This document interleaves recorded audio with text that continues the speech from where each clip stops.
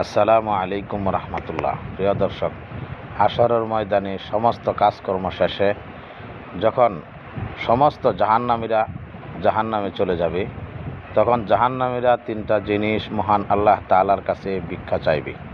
আল্লাহ তাআলার কাছে বলবে, আল্লাহ, আপনি আমাদেরকে মৃত্যু দিয়ে দিন। আল্লাহ তাআলা বলবে, জাহান্নামে কোনো মৃত্যু নেই।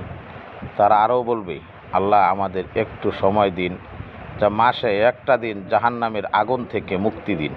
আল্লাহ বলবেন, তোমাকে এক সেকেন্ডের জন্যও মুক্তি দেওয়া হবে না। জাহান্নামীরা তৃতীয়বার আল্লাহর কাছে বলবে, আল্লাহ, হয়তো জাহান্নামের আগুনটা একটু কমাই দেন, প্রতাপ যে প্রখর আর সহ্য হয় না।